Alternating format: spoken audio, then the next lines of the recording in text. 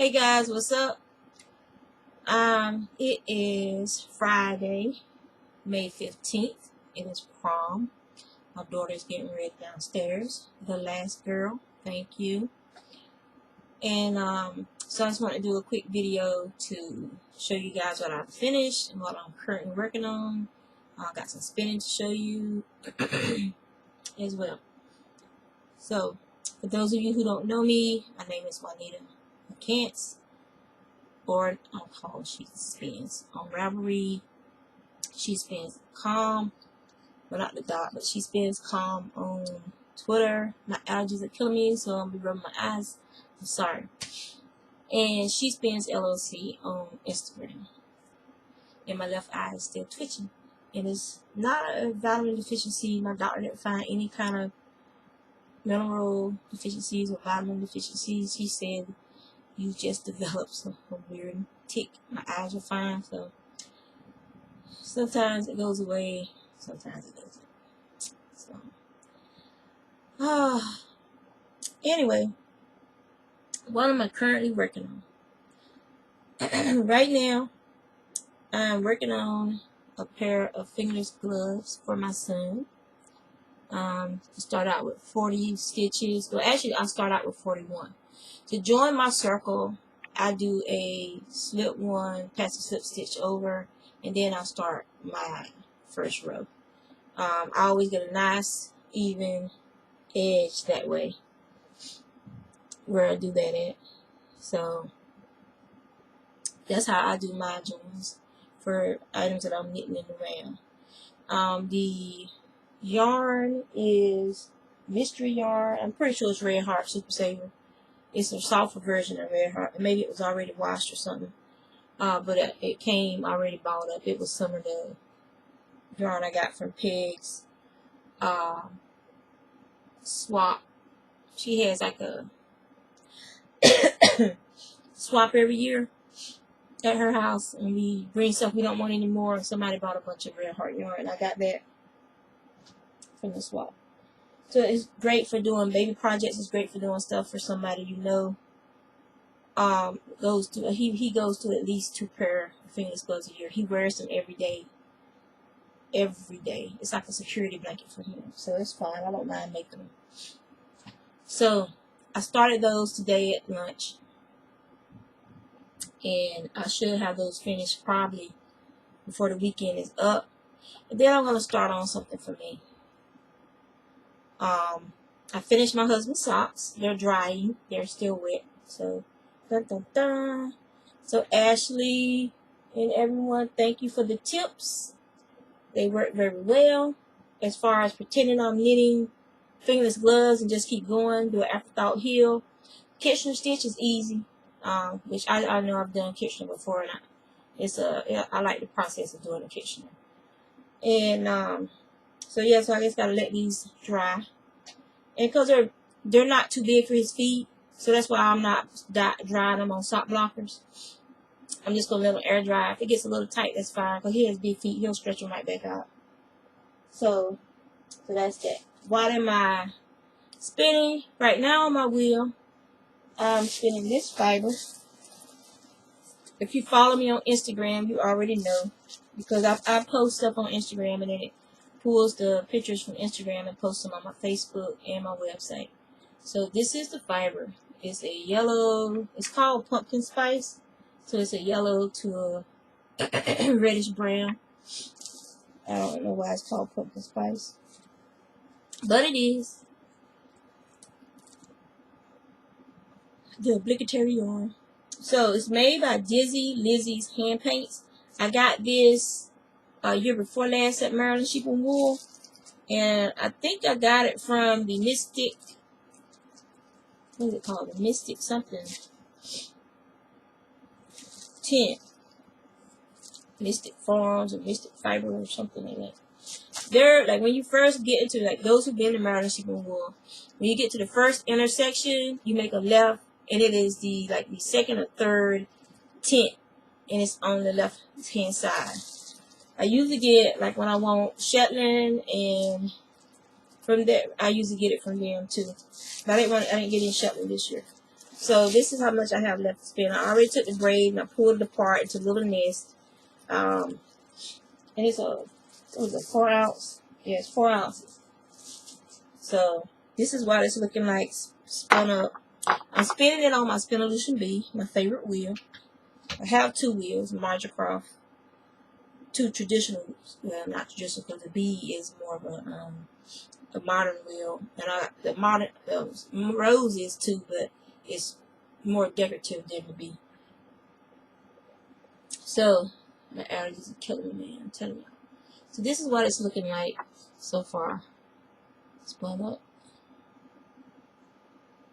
I guess I don't want to focus. Is it on to focus? Yeah. Yeah. Yeah, it ain't focused now. Alright, well, you can see the colors anyway. You can see the colors. That's pretty good right here. This is more of a, this part right here is more of a yellow, golden rod kind of color than what it's showing up as. So yeah, so that's what I'm currently spinning. Let me put this back together.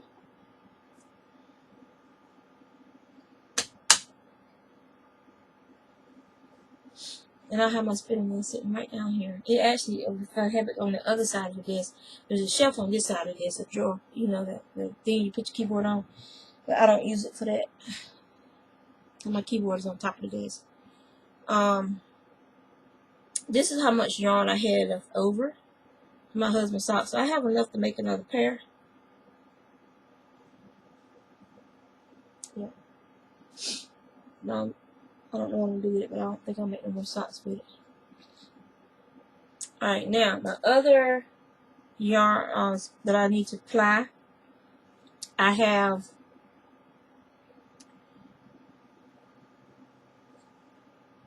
this beautiful, lovely. It's very shiny. It's not as shiny. It's not showing up as shiny as it is. It's 70%. It's a 70-20, I believe. That I've told you guys what it was from before. I don't know what I do with the band. Is this it? Yeah. Is it 70-20? Yeah, it's a 70-30 blue face Leicester and silk. And did they give it a colorway?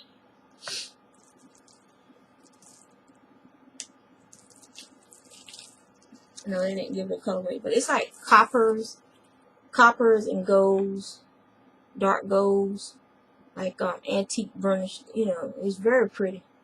And I'm letting it rest. I always let my bobbins rest for several days, and then I ply them. This is what some silk, merino silk that I dyed. Is it not going to focus? And I call it apples because the colors remind me of, I love eating apples. And the color reminds me of apples. There you go.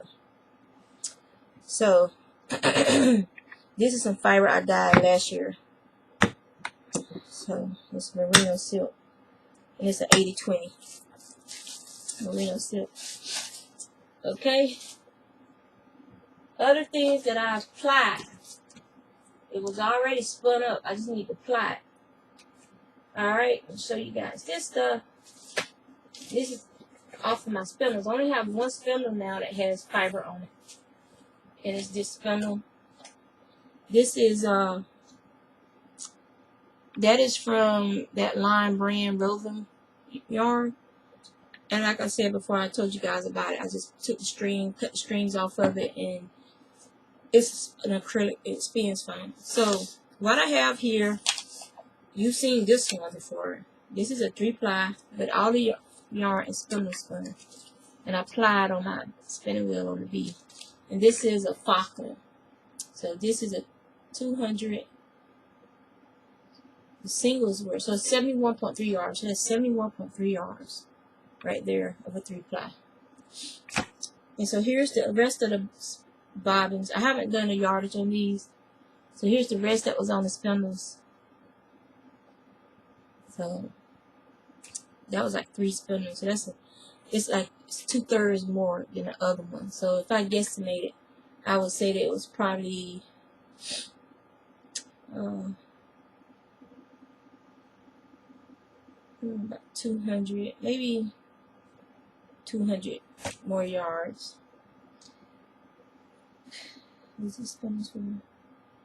No, this one wasn't spindle spun. This was some leftovers off of a bobbin, bobbin from one of the big bobbins back there for the electric spinner. And so was this one.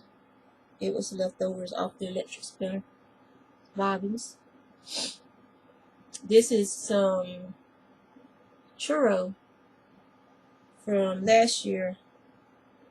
From last year's Maryland sheep and wool. This is some of Velvet's fiber. I didn't get any Velvet's because they didn't process hers this year, so I didn't get any her raw fleece. So that's some churro.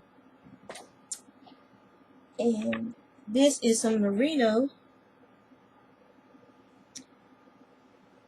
This was spindle spun, this merino right here. And it's very fine. This is actually a 3-ply. So this is it's still like a lace weight, heavy lace to heavy lace.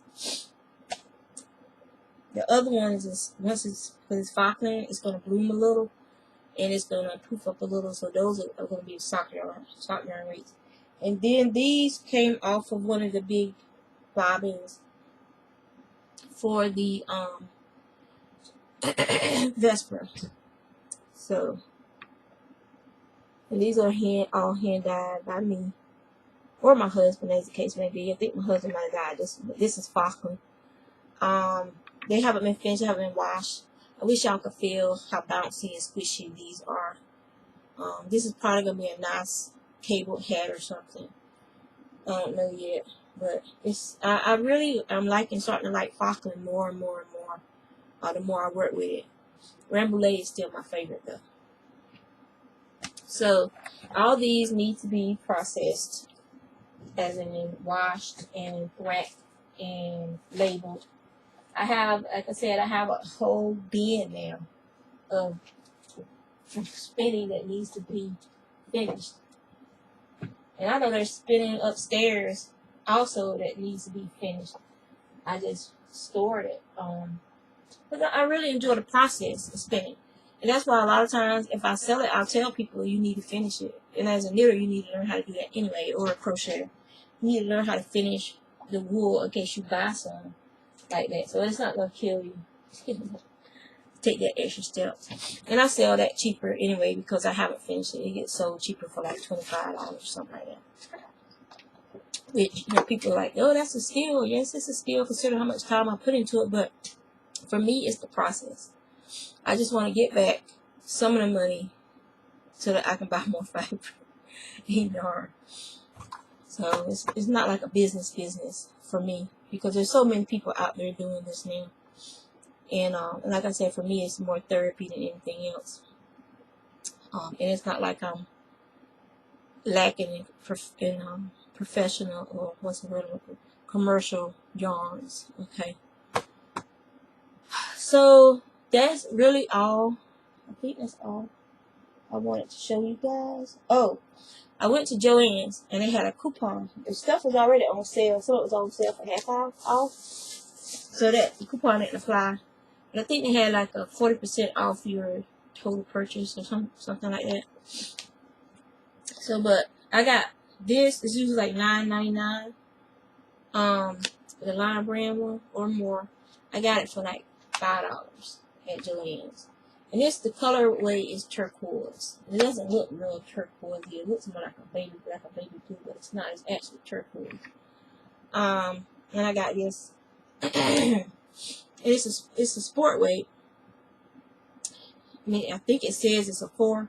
This is not a 4. It is too thin to be a 4. When I compare it to other 4s I have, this is more towards sport weight than a 4.